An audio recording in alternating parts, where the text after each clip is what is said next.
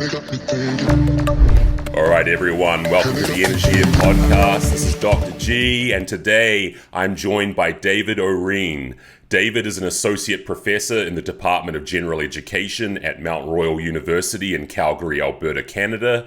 He earned his doctorate in philosophy from the University of Wales, Lampeter, where he specialized in philosophical psychology, and who previously taught social responsibility, business ethics, and environmental management at the University of Lethbridge.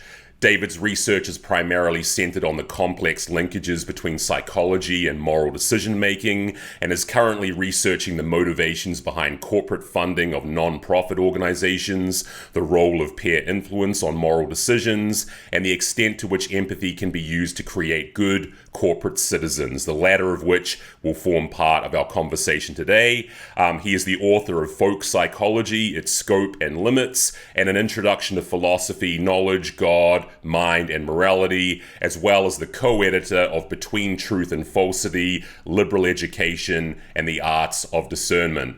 David, welcome to the podcast. Thanks so much for being here with me today. Well, thank you very much for the invite. I'm looking forward to it. It's going to be fun. Yeah, no, likewise. I think we're going to have a great discussion today. And the focus of our discussion today is going to be the topic of empathy, and specifically what you've identified as some important limitations to and putative disadvantages of empathy, which your average person might not have stopped to consider. And this all came together after I read an article you published in the journal Philosophy of Management entitled The Managerial Use of Empathy, Missteps into the Mind of Others, which was a very, I thought, original and provocative take on the topic, and one that gave me legitimate pause as someone who I think, or would like to think, can see this issue both ways, that I have some sympathy, maybe not the right word if we're going to be precise about that term, but that I have, in the colloquial sense of the term, some sympathy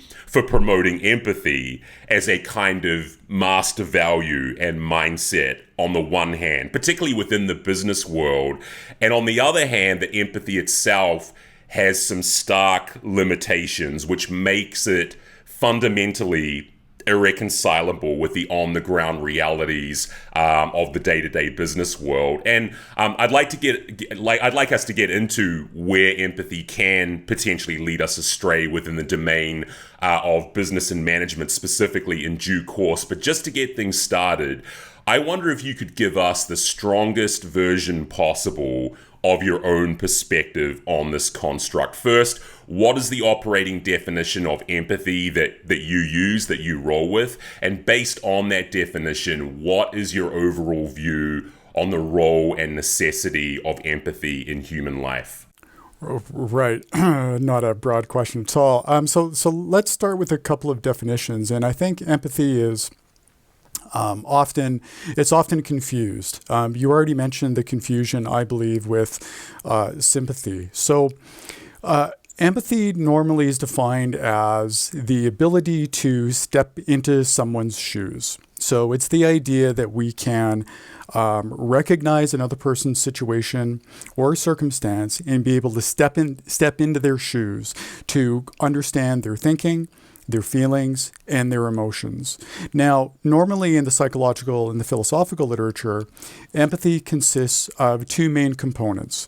There's what we call affective empathy, which is the emotional element to it, and there's the cognitive. So just to define the affective empathy is the ability to understand another person's emotions. So on a very superficial level, I believe this can be done on a rather simplistic, more humanistic level. So for example, if you lose a loved one, for example, and you're crying, then I think empathize with your loss. If you win the lotto and you're happy, then of course I think I can probably understand your happiness from that point of view. The problem or the kind of main issue here is we often mistake what we call emotional contagion with the idea of empathy. So emotional contagion is rather quite simple. If you're laughing, sometimes I'll laugh. If you're crying, sometimes I'll cry. If you're excited, sometimes I'll be excited. And there's no psychological element to this idea of contagion or emotional contagion. Where affective empathy differs is that you have to psychologically and intentionally put yourself in another person's shoes to understand their emotions. So that's the affective element. The second element to empathy is the cognitive element. And I believe this is a much more difficult thing to do, at least from a psychological point of view. Cognitive empathy is based on the idea that we can understand another person's values, beliefs, hopes, and fears. So the idea is that if I step into your shoes, then I will be able to understand your thinking, your values, maybe even some of your moral positions. So collectively, empathy is defined as having both the affective element, so the emotional element, and also the cognitive, or in philosophical terms, of course, we call these mental states. And in the literature, often these are separated out. So there's a lot of literature showing that affective empathy is very important in terms of, you had mentioned sympathy. So understanding our sympathy for others. So if I can understand your emotional state, then of course, by extension, might be more sympathetic, show some concern for your well-being, and then act accordingly. On the cognitive side, I think is really interesting because what we need to do is not only put ourselves in our other person's shoes, but we have to, and again, I'll use this from more of a philosophical language, I need to simulate your thoughts and your mental states. And that, I believe, is actually much harder. But from a definitional point of view, empathy really is composed of those two elements. And I can elaborate if you want, but I'll just leave it there for now. Yeah, no, I think this actually sets us up for a discussion of what I thought were a couple of very, very important observations you made in the paper. I'll just quote you directly. You say in the paper, in imagining the situation of others, one seldom, if ever, experiences an explicit phenomenological shift in perspective from self to other, and also, quote, disengaging from one's own perspective is much more difficult than supporters of empathy suggest. And this to me, end quote, this to me is the real kicker, where I think I can be the most of a piece with your own views. It seems like many proponents of the necessity of empathy seem to imply that an explicit phenomenological shift is required and is doable, that you can make the mental shift from auto-phenomenology to really adopting the actual perspective of another person. But to maybe just like throw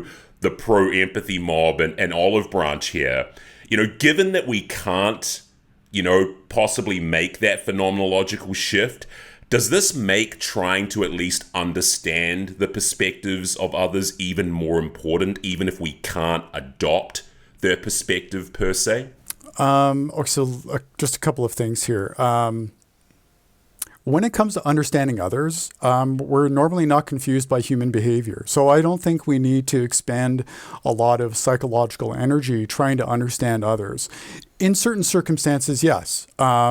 If someone is laughing at a funeral, for example, we really might wonder what's going on. Or, if you're driving in traffic and they cut across 4 lanes and almost hurt someone, that's really unexpected. So I think, really broadly, human behavior is really not that mysterious. People kind of do what they do, and I think there's good cultural and maybe even biological reasons for that.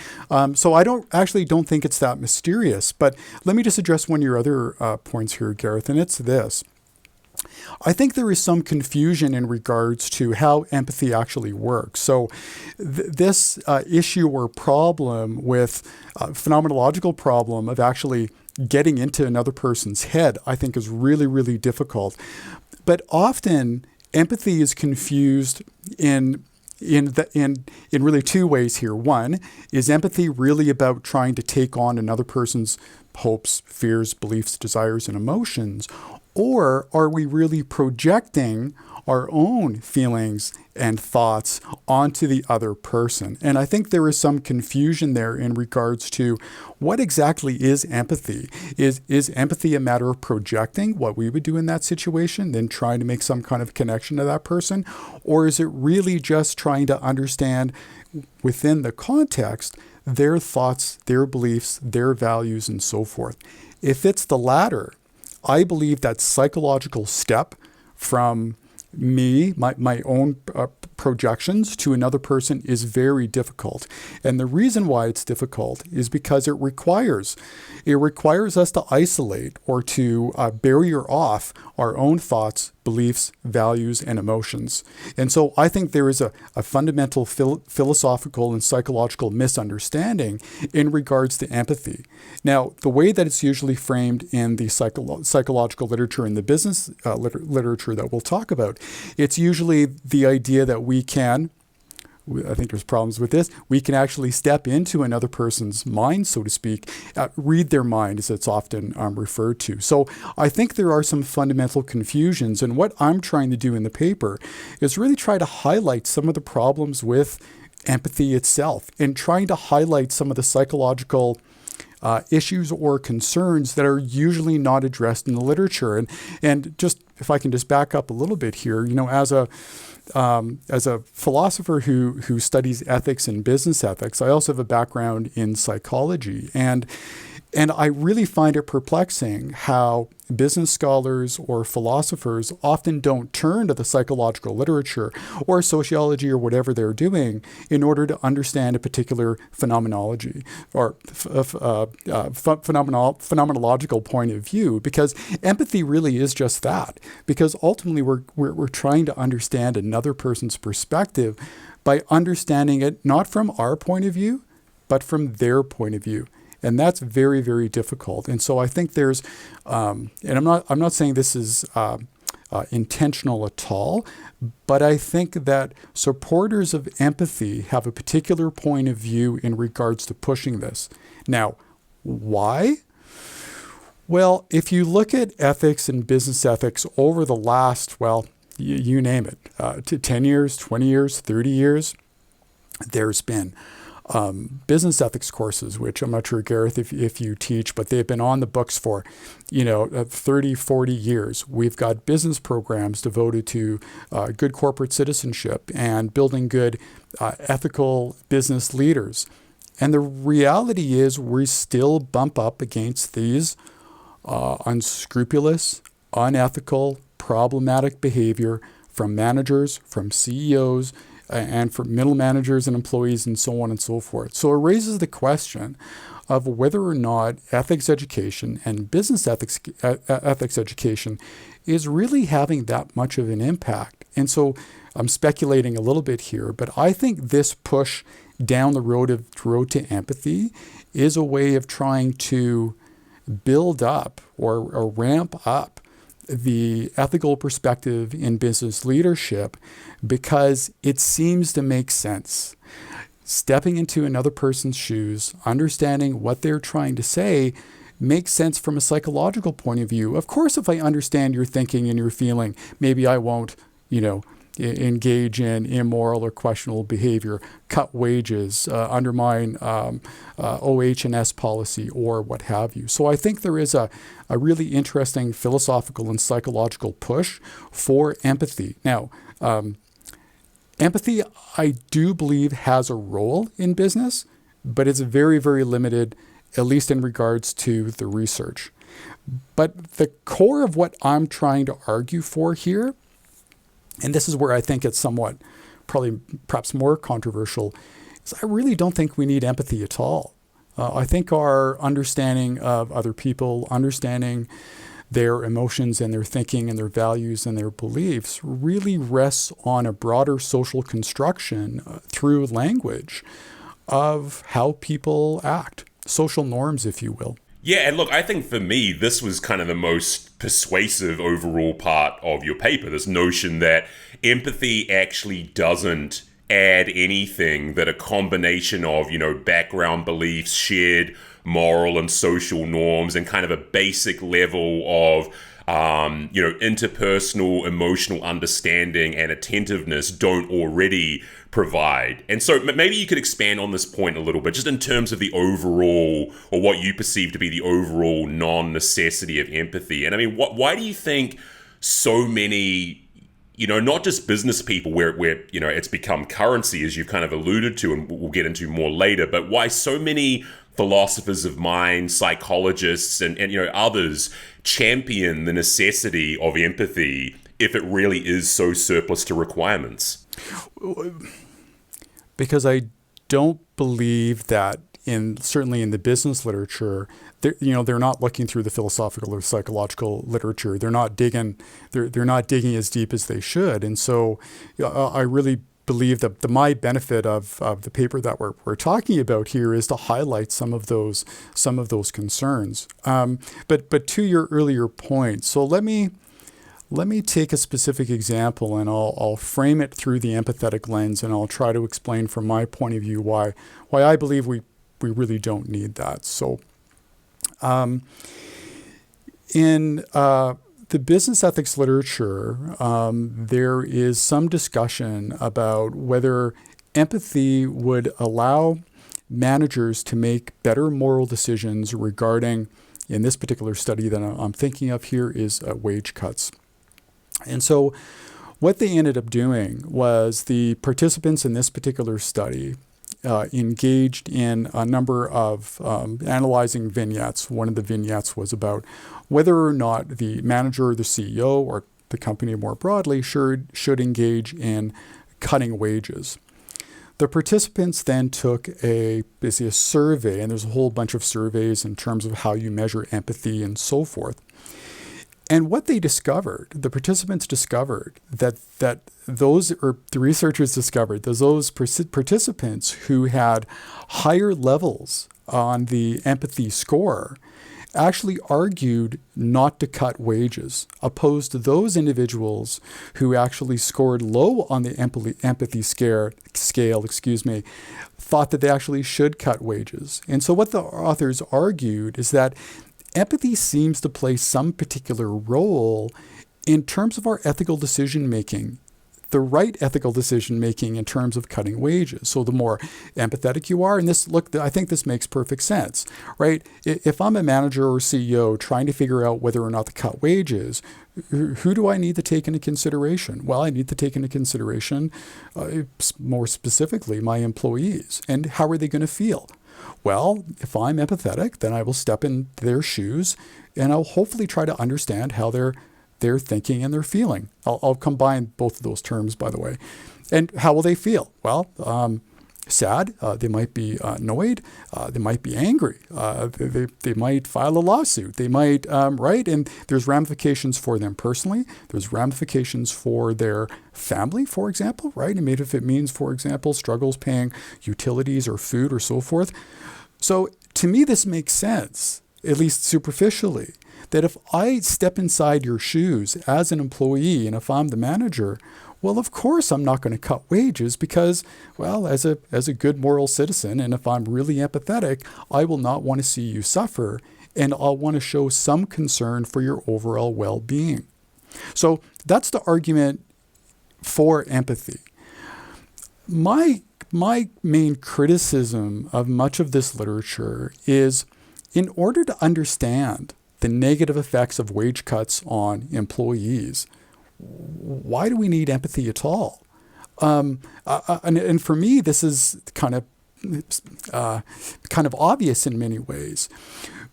The narrative and the social norms around wage cuts are fairly well known.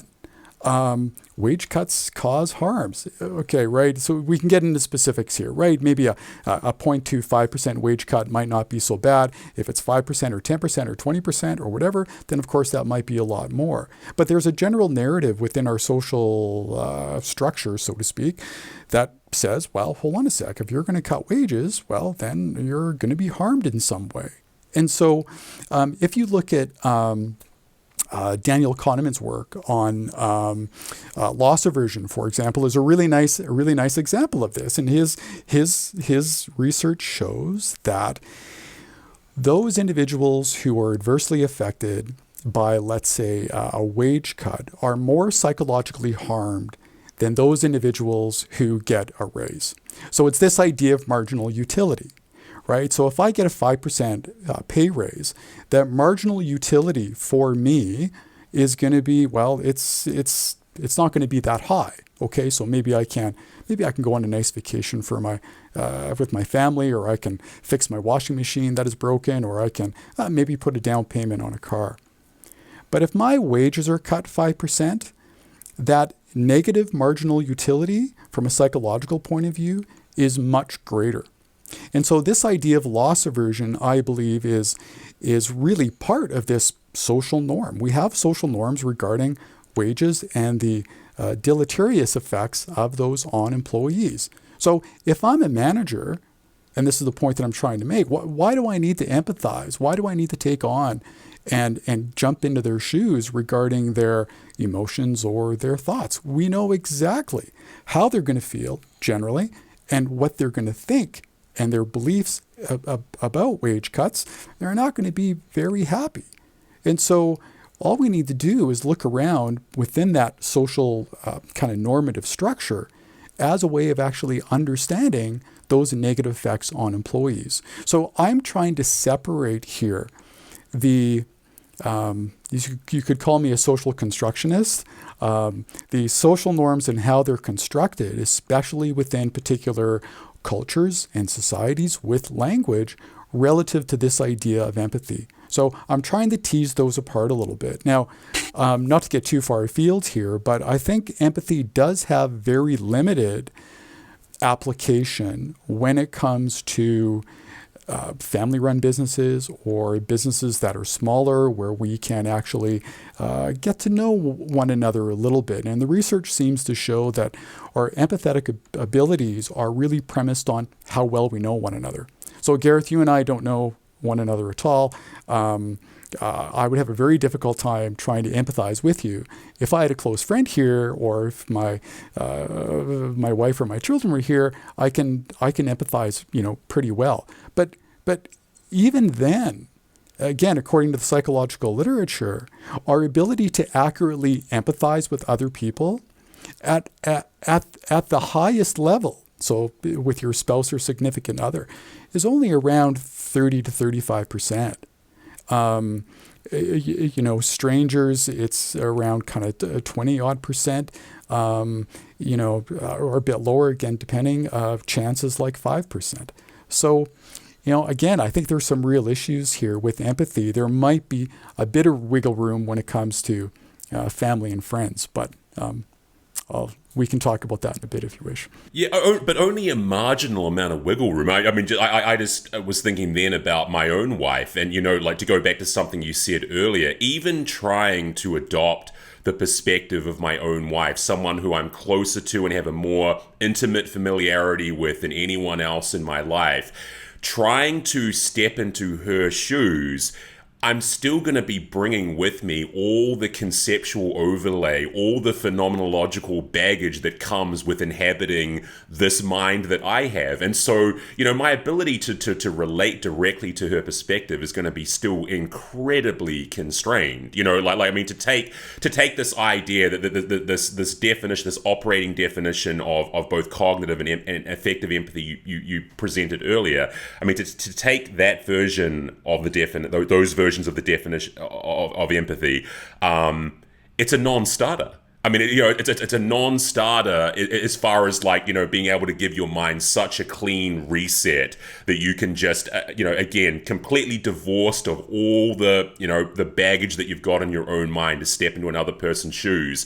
If it's a non-starter with your own wife, what are the chances you're going to be able to do it with someone that you have a much more distal relationship with in the world of business? And I know that we'll be accused of sort of wandering down the reductio ad absurdum here, but I've seen enough of this, and you've done work in the corporate social responsibility space. The example that I hear is something like Enron, right? If only Jeff Skilling and Ken Lay had had more empathy, then they wouldn't have caused this whole company to bottom out and sink thousands of employees' pensions in the process. And it's like, empathize with whom? Among all the thousands, and this comes to the sort of the share running the numbers problem with empathy that Paul Bloom, who we might refer to later, he's mentioned this issue before. That when it comes to empathy, you might have a chance of being able to adopt the perspective of a single person if you're lucky, if you're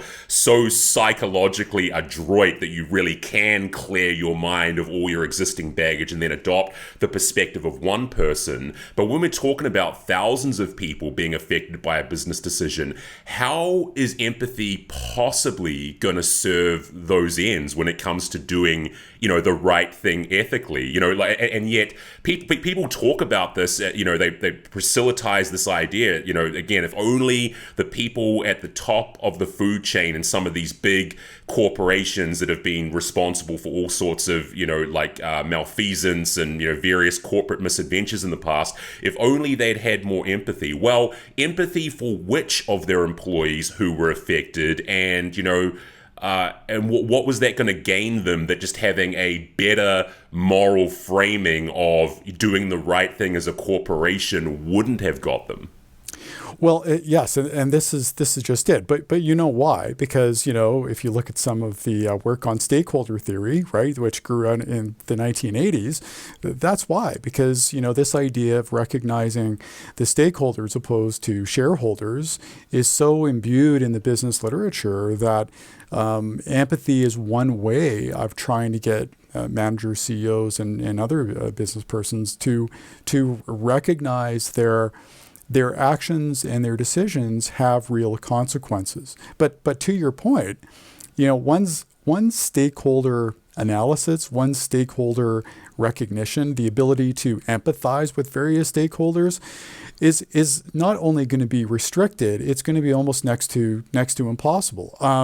If you're talking about your average consumer, if I'm Jeff Bezos, thinking about all the hundreds of millions of customers that buy his stuff, it's not even a question of empathy. There is no empathy because you're not going to be able to empathize with them. Maybe at some superficial level, maybe some of the workers in the warehouse, but I highly doubt that. That's pretty ineffective. So if we're right about the numbers, where if chance is 5%, if stranger is about 20%, if your friends and loved ones are around 30 to 35%, so there are no empathy superstars. So the best that Jeff Bezos could do is maybe empathize with, other CEOs, maybe some of the senior managers, and other people kind of in his own world, so to speak. So I think there is a really important link between this idea of empathy as a way of recognizing stakeholders and also trying to find a better way for managers to make good moral decisions. But the crux is, how can you make a moral decision if you can't even empathize with them? So I think there are some really intractable problems with the very idea of empathy. But to my earlier point, I don't think we need empathy. I mean, for Jeff Bezos to do the right thing, to pay reasonable wages for his employees, to provide benefits to, some of the other issues, or if you want to talk about Starbucks, or you want to, talk about Enron in the past, or whomever, right? I don't really think empathy, I don't believe would help. Why? Well, we don't actually need empathy because we have certain, we'll say, social norms and moral values that already exist within our particular culture, which dictate, generally speaking, what people would do. Now, sometimes, of course, this is a bit of a problem. Privacy and social media wasn't a problem 30, 40 years ago. So obviously there's going to be problems that can kind of crop up, and these have to be dealt with. But we don't live in a vacuum here. So our moral, social, cultural pressures always play a role in regards to how we think and how we act. And so my biggest issue with business and business ethics and this idea of empathy is I don't really think we need it. I think we already have the tools. So maybe what we need to turn to here is not empathy, but maybe we actually need to turn to moral philosophy and go back to read people like, David Hume or Immanuel Kant or so on and so forth. Maybe that's what we need to do in terms of really pushing business to a more higher moral standard, so to speak. And I mean, how much of this do you think is a branding issue at some level? I mean, like you've, as I mentioned earlier, I mean, you've identified and operationalized a very precise definition of empathy, two different variants of empathy, which are both, philosophically and scientifically coherent, and yet at the same time might not also track what most lay people actually mean when they refer to empathy and its potential utility. You're a philosopher, so it's like the concept of free will. When people, and let's not have a debate about free will right now, but like there's a kind of colloquial, everyman lay people version of what people mean when they say free will that doesn't exactly track what many philosophers, whether they're determinists, compatibilists, or libertarian, on whatever side of the fence they're on free will, the lay people's interpretation of what they mean by free will doesn't track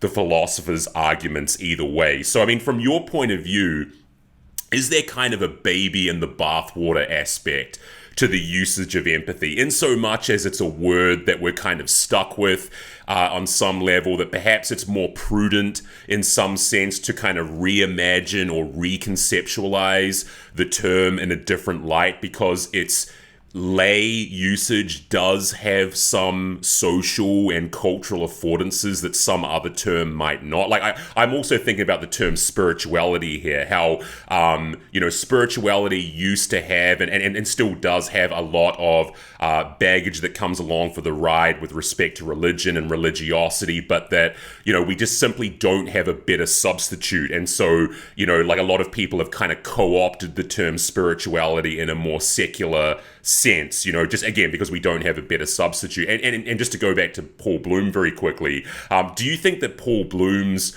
proposed alternative of rational compassion as an alternative to empathy, do you think that might help square that circle, or is that simply kind of an old wine and a new bottle framing that leaves us stranded exactly where we are now? So let me answer your second part first, your second question first.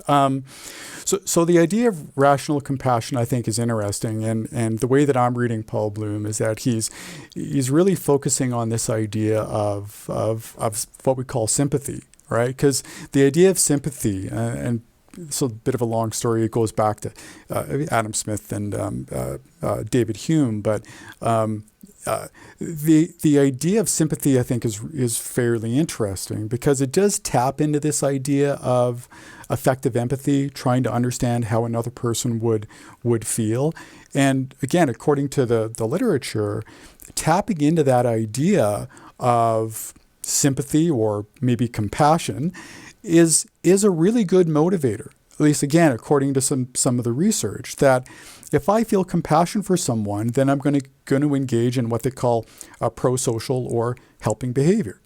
Now, in terms of the rational element of that, so the way that I kind of look at it is if we look at the compassion as kind of the core, then we can rationally think and make hopefully good rational decisions while recognizing our ability to be compassionate and sympathetic with other people. And I think there is some weight to that, because the way that I'm understanding, he's trying to marriage really the two. It's the rational cognitive element when it comes to decision making, while at the same time recognizing that can be overlaid with this idea of compassion and sympathy. Now, I really do love that approach in many ways. But again, what's going to make up that kind of rational element in regards to ethics or being moral? By my lights, we already have much of this already in place. We just need to, shall we say, from a moral point of view, set up a normative structure to actually put it into place. In other words, what we need to do is identify what needs to be done, but most importantly, what ought to be done in particular moral circumstances. So, and let me just, in terms of your first question, empathy is a little bit of a buzzword. And it's been in the literature for, quite a while. But in terms of your kind of modern, off-the-shelf, kind of new age books and all this stuff, it's on fire. Everybody's talking about empathy. But again, the problem with using empathy is they're not recognizing the philosophical and the psychological problem. So you can write your, book on managers being empathetic and how it's going to do this and that and so on and so forth. But the reality of the literature seems to suggest that if you want to go down this empathetic road, then you better recognize it has some serious limitations. And if you think at the end of the day that being empathetic is going to have your customers come to you in droves and so on and so forth, that's going to be a problem. And it's a problem because we know that you're really only going to be empathetic, or at least when it comes to empathetic accuracy, it's really only going to be close friends and family. Sorry, your customers are going to be left in the dark, so you better have something else in your quiver. Again, moral norms, maybe some kind of particular policies that speak to moral beliefs and values in your quiver in order to attract those customers, because empathy is not going to do it. And it's not going to do it for much of your employees either, because by all intents and purposes, they're strangers too. So your ability to empathize with one another is going to be really difficult. Now, there is one element of empathy which is quite interesting. So much of the work on empathetic accuracy comes from William Eakes. And he's identified that one of the main elements when it comes to being accurate in terms of our empathy is motivation. So being motivated in particular circumstances, you seem to get a higher level of accuracy. So in one of the examples that he used is, so they kind of set up this study here, and they have the man in a room, and the wife's out watching this all unfold, and a very attractive woman comes in and sits beside the husband, and ironically enough, the woman is actually be able to identify more of her husband's thoughts, beliefs, and emotions when he's talking to an attractive woman. Well, why is that? Well, because of course she's more motivated to engage and really truly understand what her husband is thinking, because, well, at least theoretically, the marriage is at risk. So motivation does also play a very important role. But again, from a business point of view, I guess I'm not necessarily convinced that CEOs, senior managers, and whatnot, I'm not necessarily convinced they're all that motivated when it comes to being empathetic. They're motivated primarily for one thing, and that's shareholder value in the bottom line. Now, I think there are companies that probably do very, very well and have done very well in terms of recognizing, and I'll just use this kind of empathy here. So if you look at companies such as Patagonia, Interface, Body Shop, at least historically, right? There's Ben & Jerry's historically, right? They're really good corporate citizens, but they're not being good corporate citizens because of empathy. They're being good corporate citizens because ultimately they have these fundamental core values at the heart of the business themselves. So I think there are some real issues with empathy. And again, I'm not necessarily convinced that most managers or CEOs are going to be motivated enough to actually engage in empathy, not only for their fellow colleagues, but their employees and the customers. I think it's a real serious problem. And I think the proponents of empathy here might sort of suggest that there's a chicken egg problem, that, if only the managers had more empathy, they'd be motivated to be more empathic. But where does that leave us stranded?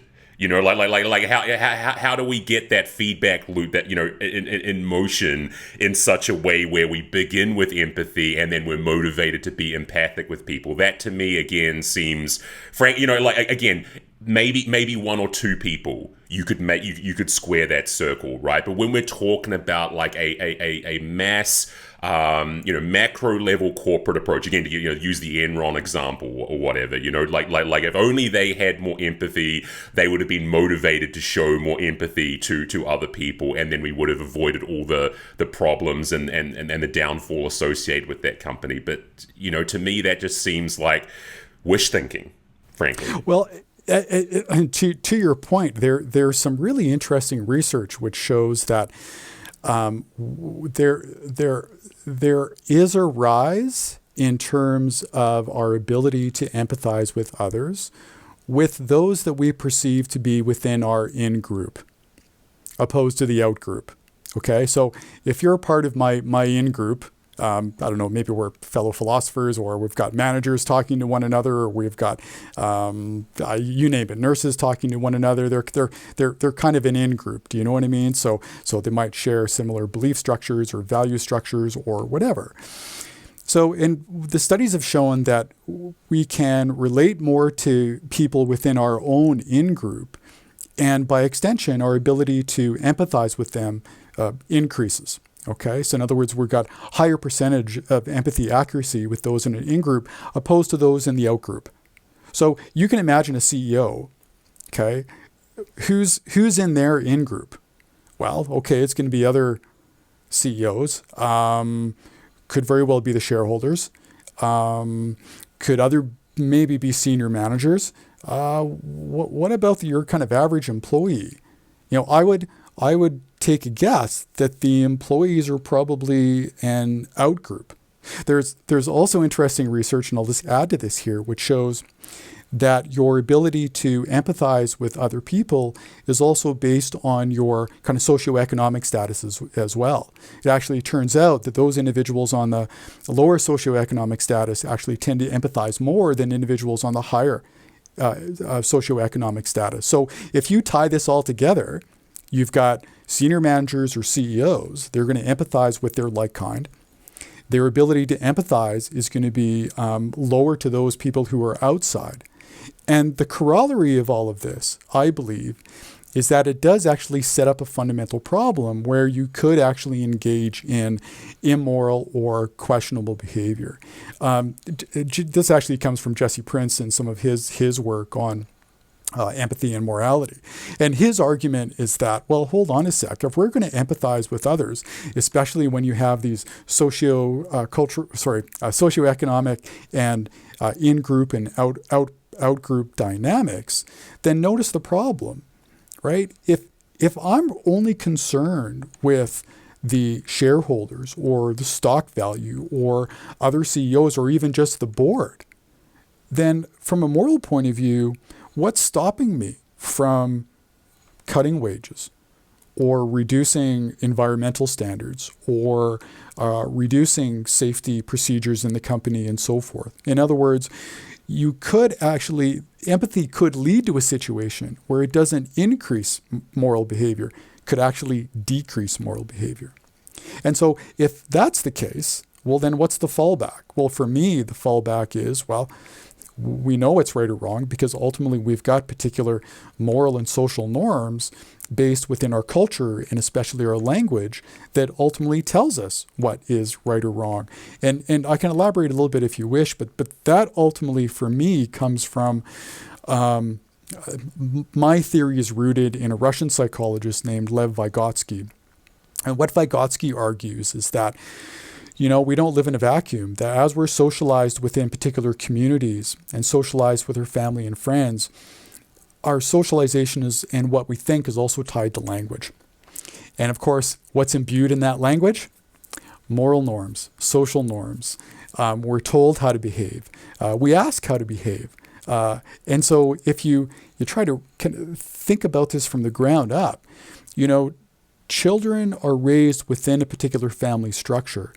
And as they go through the years, especially as teenagers, high school jobs, university jobs, and so on and so forth, they have different norms and social ways of being and language associated with each of those things. And as human beings, we have to try to figure out ways to navigate those social norms, navigate those institutional norms, understand what language is being used. You and I could probably have a pretty good conversation regarding business. Other people outside may not know that at all. And where I teach, we've got a lot of acronyms, and it drives new faculty crazy because they're like, what the hell are you talking about? But it's a similar thing that I'm trying to argue for here is our social norms, our moral norms are also intrinsically tied to language and how we talk about things. And those things that we talk about and that we're socialized in ultimately can be the foundation and bedrock for good moral behavior and good corporate citizenship. I don't think we need empathy at all. But that's kind of the push that I'm trying to make. All right, and just in terms of a practical recommendation for someone like me, how does someone like me, I'm a professional coach. I work with managerial clients who get a non-stop stream of admonitions about making sure to practice empathy. It's coming across their LinkedIn feed or their Harvard Business Review subscription non-stop. And I'm also I'm a business school professor. I teach management, leadership, organizational behavior to MBA grad students and also undergrads. And I'm expected, because it's there in the textbook. It's there every time you open Harvard Business Review. I'm expected to teach, about the centrality of empathy, to modern leadership practice as part of the assigned curriculum. So, just how the hell, if I'm going to adopt your perspective on this, that empathy is completely surplus to requirements, that basically shared moral and social norms will help get us there, how the hell would someone like me make a pedagogical departure toward the direction of a position, more akin to the one you're advocating for? What's the kind of roadmap ahead for how we dispense with an advocacy of empathy in the business school classroom or in business more generally, and how do we get people seeing things more from the perspective that you've proposed? Right. All right. So let's go on the assumption that empathy I think can play a role, but it's going to be a very limited role. Okay, so again, if you look at the literature, our ability to empathize with other in terms of its overall accuracy is going to be very limited to those individuals that we're somewhat close to. So let's have a ballpark of even 20%. Okay, so that's kind of strangers and maybe some close friends. Maybe it nudges up to 30%. So what do we do with that? There is some evidence which seems to suggest, and this is really tied into what I was saying about motivation, that if people are motivated to engage in empathy, they can, or at least they can do better at it. How much better? Obviously, it's going to depend. So maybe the argument is not to throw out empathy totally, but maybe what we need to do within businesses is really start to foster a more communal, friendship-based, and this is going to be really difficult in big organizations. But if we can create an organizational culture which breaks down a lot of those barriers, that maybe personalizes, again, right? So this is going to be, for smaller businesses, this is going to be much easier. For larger organizations, I'm not exactly sure what to do there. But if we can identify individuals as being colleagues, somewhat friends, co-workers, at least people we don't despise and hate, maybe we can take empathy and use it as a way of getting to know them better, getting to understand their beliefs and values a little bit, and maybe using those to make better decisions from an organizational point of view, and also maybe make better policies. That's not a lot of advice here for you, but I think the problem with empathy is that it's so hard to operationalize because, I'm just thinking, Gareth, how would I teach? I can tell someone to be empathetic, but at the end of the day, right, it's based on so many things. Personality, how well you can cognitively separate your own beliefs and values and understand another, step into their shoes, so to speak. I mean, there's so many different factors here that it is possible, but I think all you're going to get is a very minimal amount of empathetic rise and ability to engage in better organizational decisions and policies. But it's going to be minimal at best. It's not much of a response. No, but it's an interesting response because it really does highlight the fact that someone like me is in some sense stranded. Like I actually have a similar view on something like emotional intelligence. I'm kind of something of an emotional intelligence agnostic. Like this is one of the areas where it's a much more contentious construct than people imagine. It's not this signed, sealed, delivered, like empirically super cashed out concept as some people think it is. Like it does have its detractors. There's some issues about how it's tested and whether the tests are reliable, valid, etc., etc. Setting all of that aside, it's kind of like we're too far along in using the term EI at this point that trying to offer up a more nuanced view of it makes things in the classroom very impractical and very cumbersome for someone like myself. And same deal with what you've just suggested with empathy. I agree with everything that you've said. And it would be great if we could say, well, rather than using empathy, how about we take this approach? And it feels like when you just start to utter those words, people already get the hairs on their back get raised a little bit and just like, hey, is he trying to get rid of empathy right now, kind of thing? No matter how much you try and wheel them back from the edge and sort of say, no, we're trying to just give a more nuanced, balanced approach to this. We're not saying dispense with empathy altogether. We're maybe saying let's scrutinize it a little bit more. That to me, in terms of like where we're at now with the discussion on empathy in the business school world, that seems like fraught with difficulty in terms of, again, like the branding exercise and in terms of just how we communicate that message to people. Yeah, absolutely. And again, my motivation for writing the paper was to get business leaders and business academics to recognize the limits of empathy. I mean, empathy is everywhere in self-help books and business books and so on and so forth. And empathy is this wonder drug where, you'll increase sales and have better consumer satisfaction and so on and so forth. Well, okay, let's just tone that down a little bit. Empathy might play a role in business. I'm not denying that, but its role is going to be very, very limited. And its limits certainly are going to be restricted, I think, to maybe family-run businesses or small-run businesses where you can actually get to know your employees and maybe have a better chance of empathizing with them and accurately recognizing how they think and how they feel. But in a lot of these big organizations, you're just a number. You're just X employee. Now, maybe you can make an argument we could do that at a departmental level, for example, or whatnot. And maybe you can if you've got really good managers. But even at its best, you're only going to get about 30 to 35% ability to truly empathize. So again, if we take that as the foundation, empathy is not going to be the end all and be all here to being a good manager. We need something else. So again, I think some of the backfill can be these social norms and moral norms. Maybe we need better moral education to go on this particular rant, or maybe we need better policies to ensure safe workplaces, better wages for employees, better benefits for employees, and so on and so forth. So, I'm a critic of empathy. I actually don't think we need empathy at all, but for those individuals who want to go down the empathy road, that's fine. Do it, but do it with caution.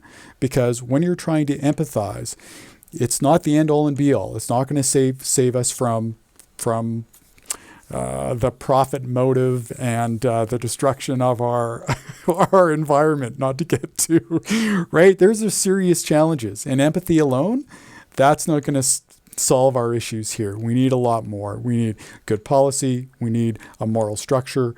We need business leaders who are deeply empathetic and committed to do what's going to be right for society and for the world. So it's really a word of caution. And if that's all my paper does is to recognize some of the limitations, then I think I've hopefully done some good anyway. No, I think you have, and I think it's absolutely served its purpose in that respect. And I think, if and however this impasse is ever reconciled or resolved, remains to be seen. I think it's so important, though, to have an alternative perspective such as your own in the mix here. If for no other reason, then it does serve as a potential bulwark against empathy being preached about in a dogmatic fashion, as happens so often when certain constructs take hold in the world of business. So just to bring our discussion to a close here, I just want to thank you very much, David, for planting a flag, taking a stand, and having sufficient courage in your convictions to be willing to part company with the pro-empathy masses, because it is, it's a tremendously, I'm sure, unpopular, near maverick-like position. And so I just appreciate you being willing to take that stand.